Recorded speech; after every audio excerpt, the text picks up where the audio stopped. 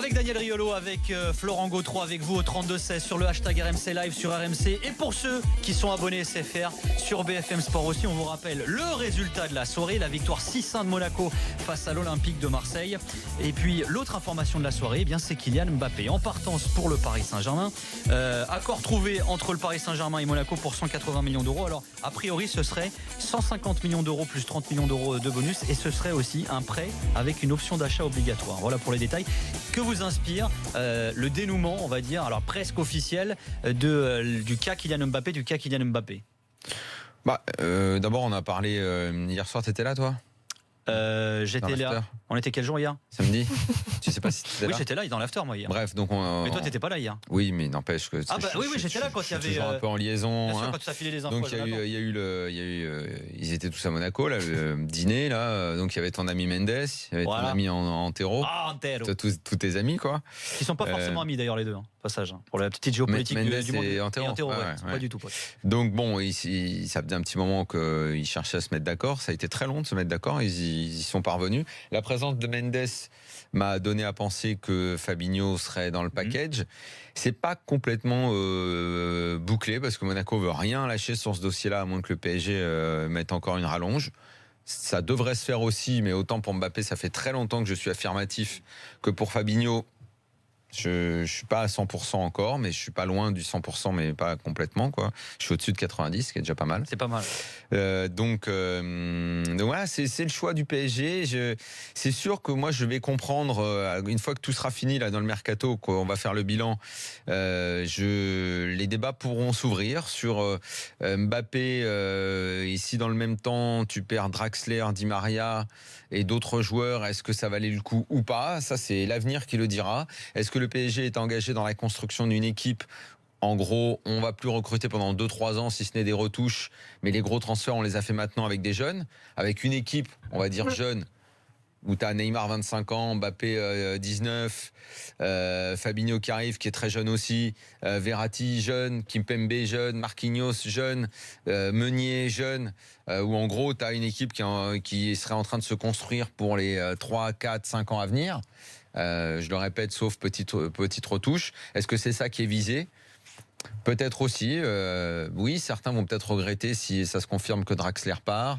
Di Maria, sera peut-être moins regretté. Voilà, en tout cas, le gros coup a été frappé. Dès le mois de juin, j'avais dit que le PSG ferait un très gros mercato. Ils l'ont fait. Florent. Moi, je pensais dès le départ que c'était un très bon coup pour le PSG de prendre Mbappé, de faire Mbappé, et le fait qu'il y ait Neymar ne change rien, parce que là, pour le coup, au contraire, c'est beaucoup plus confort, contrairement à ce qu'on dit, parce que maintenant, effectivement, sans doute que Draxler ou Di Maria devraient partir, mais ça va se faire. Mais c'est beaucoup plus confort pour le PSG maintenant qu'ils ont Neymar. En fait, ils ont le joueur qui va faire la différence. Qui est le joueur énorme qu'on n'imaginait même pas plus à Paris. Donc maintenant, ils peuvent prendre Mbappé. Alors que sinon, il y aurait une pression énorme si le gros coup unique de l'intersaison avait été Mbappé. Alors après, moi, je parle pas financier. On me dit 180 millions pour un joueur qui a fait 6 mois, etc. Peu importe. Les 222 millions, on a déjà vu. Tout le monde a compris en 3 semaines, 1 mois que le prix n'était pas un problème. En revanche, moi, ce qui me paraît intéressant, c'est qu'effectivement, le PSG, après avoir pris des joueurs comme Di Maria, comme Ibra, on va dire plutôt dans la deuxième partie de leur carrière, voire dans la fin de leur bonne période, effectivement, prend des joueurs qui sont en devenir. Tu veux dire des mecs qui avaient déjà fait gagné le meilleur, pour faire avant. Simple. Ils avaient déjà fait. En gros, quand on dit t'as le truc derrière toi, t'as le truc devant toi. Voilà. Ils ont plutôt le truc derrière eux. Di Maria, c'est ce qu'on voit. Il est très bon, Di Maria. Mais Di Maria sera jamais aussi bon qu'il l'a été l'année où il est champion d'Europe avec le Real. Donc, en gros, là, à l'inverse, tu as des joueurs dont tu sais je parle de Neymar, qui sont exceptionnels. Donc là, t'as ta vedette.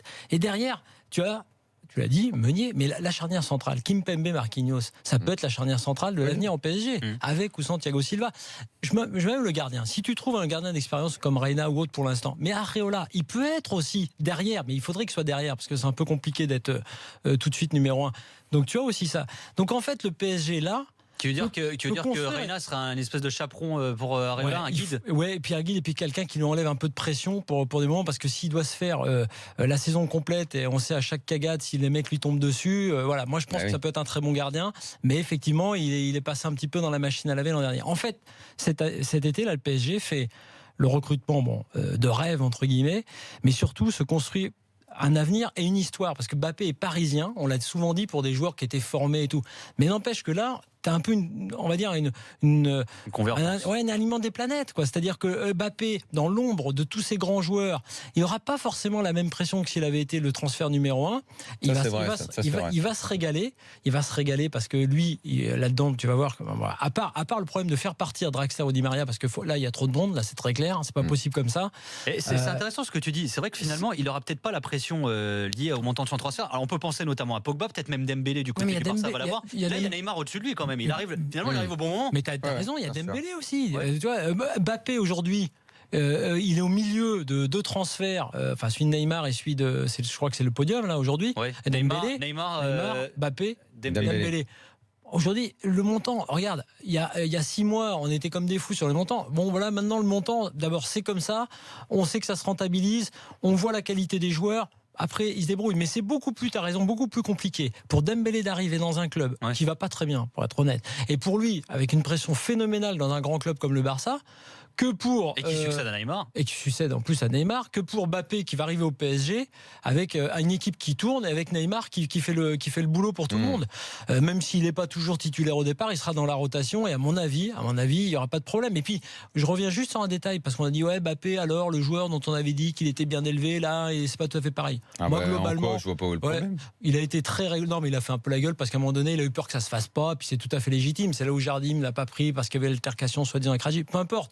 Moi, je trouve qu'au contraire, globalement, pour un truc aussi énorme que pour lui, que ce qu'il a vécu cet été, il est resté relativement serein et je pense qu'on va retrouver Mbappé, le Mbappé qu'on a connu là, dans la fin de saison dernière. Et tout à l'heure, on parlait de communication. Là, pour le coup, il n'y a pas eu de déclaration officielle ni de son agent, ni du joueur, ni rien. Alors, qu'en pensent les supporters du Paris Saint-Germain de l'arrivée imminente de Kylian Mbappé? Michel, supporter du PSG, nous a appelé au 32-16. Salut Michel.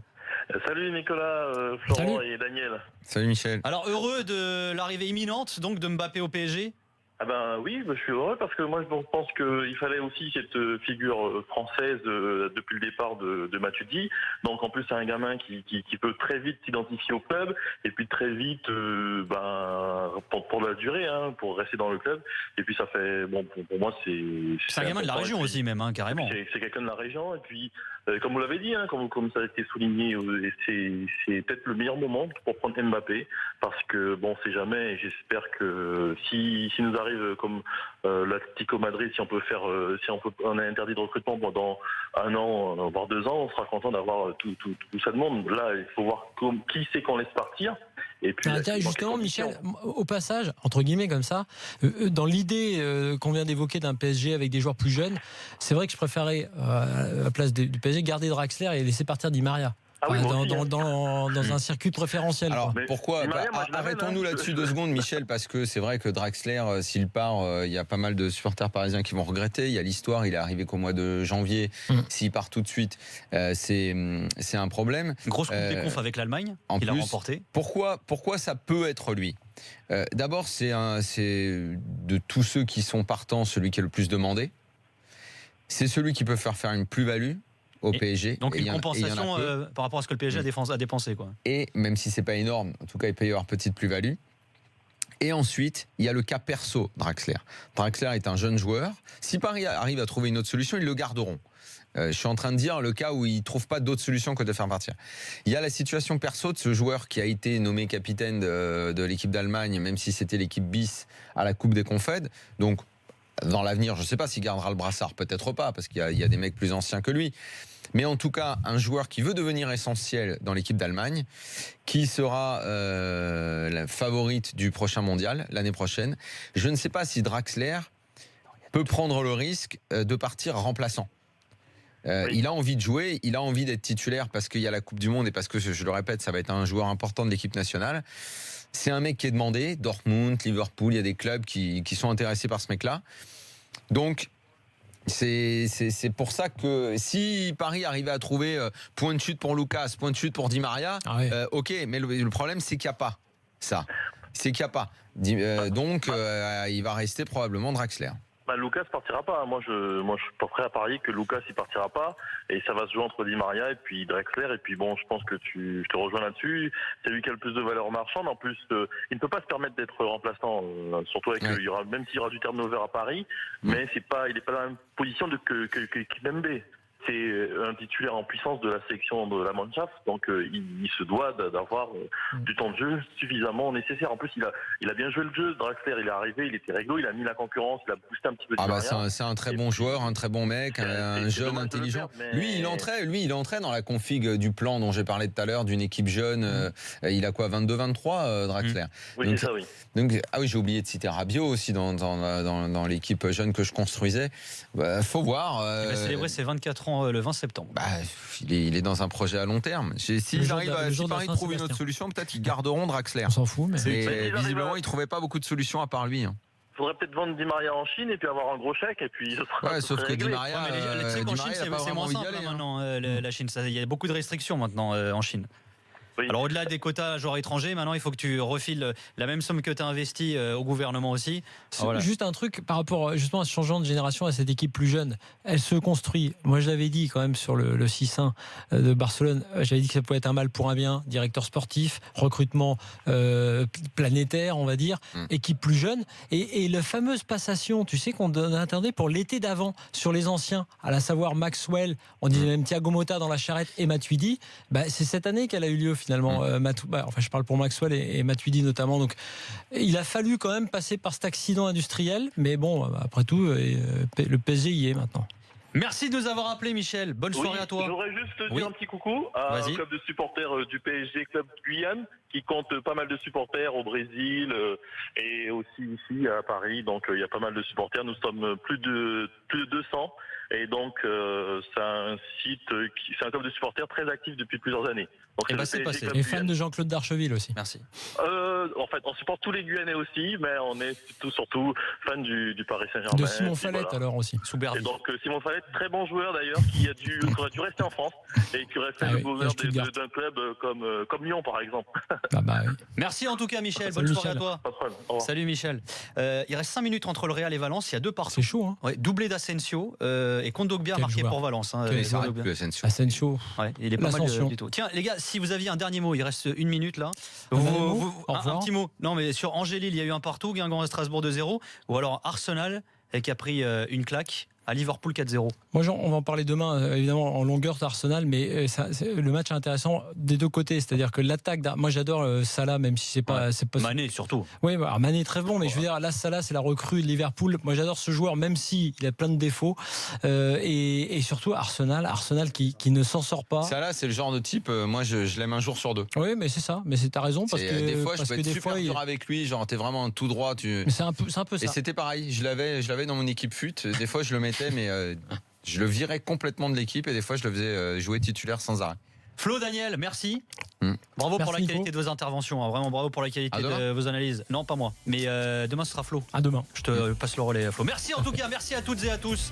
On se retrouve demain, minuit, pour l'after. Merci de nous avoir suivis. Vous le savez, il y a le podcast sur l'appli rmcsport.fr, sur le site rmcsport.fr. Il y aura toutes les infos mercato. 22h demain. 22h demain. C'est mieux à 22h. Demain, on est là de 22h à minuit. Tu sais que moi, vu les journées que je me tape en ce moment, je suis complètement déphasé. C'est-à-dire, je ne me souvenais même pas que j'étais là hier. C'est dire à quel point. On a vu. C'est dire à quel point le mec il est dormir. C'est ce qui va se passer. Merci en tout cas. Merci à toutes et à tous et passez une excellente nuit. À demain. Ciao.